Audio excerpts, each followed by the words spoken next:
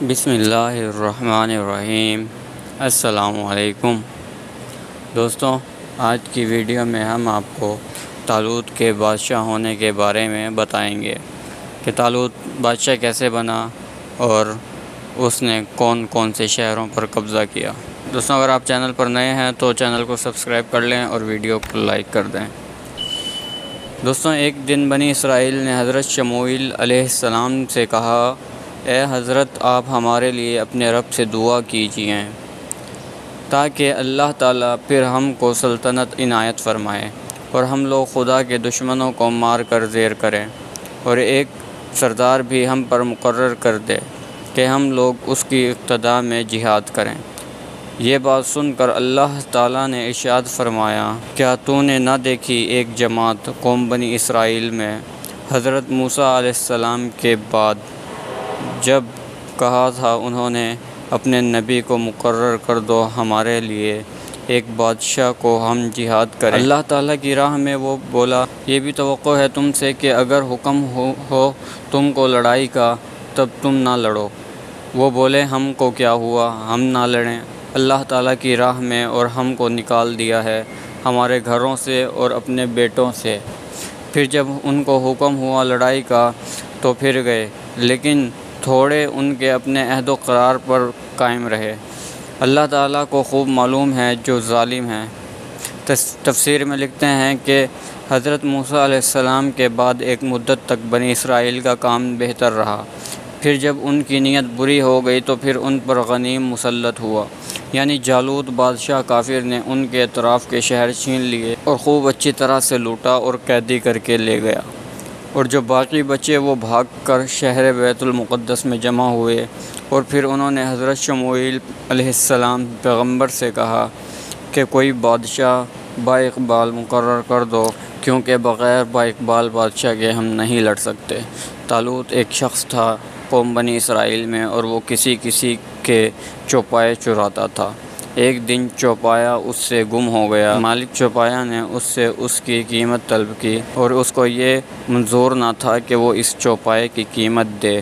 آخر ناچار ہو کر حضرت شموئیل پیغمبر کے پاس گیا کہ چوپائے کے مالک کے لیے کچھ سفارش کریں تاکہ وہ اس چوپائے کی قیمت کو معاف کر دے۔ حضرت شموئیل پیغمبر نے اس سے پوچھا کہ تمہارا کیا نام ہے؟ اس نے کہا، میرا نام طالوت ہے۔ تب شموئیل پیغمبر نے اس کو بغور دیکھا۔ ایک روایت میں ہے کہ حضرت جبرائیل علیہ السلام نے شاخ بہشت سے لا کر شموئیل نبی کو دی، اور پھر کہا، جس کا قد اس عصا کے برابر ہوگا وہ بنی اسرائیل کا بادشاہ ہوگا، اور اس کا نام بھی طالوت ہوگا۔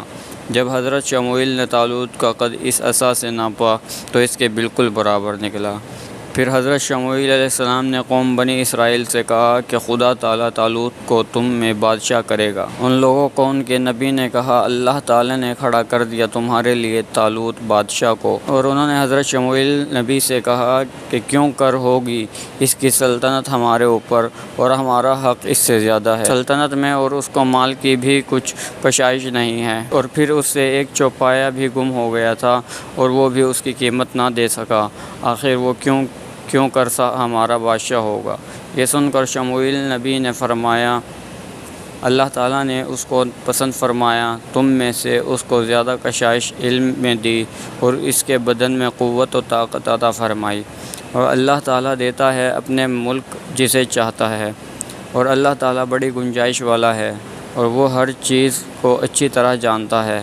اور قوم بنی اسرائیل نے طالوت کو حقیر جان کر اس پر کوئی التفات نہ کیا، اور بلکہ کہنے لگا، اے اللہ کے نبی، ہم کو بتاؤ کہ اس کی بادشاہی کی کیا نشانی ہے، تب ہم لوگ آپ کی بات مانیں گے اور اس کے مطیع و فرما بردار ہوں گے۔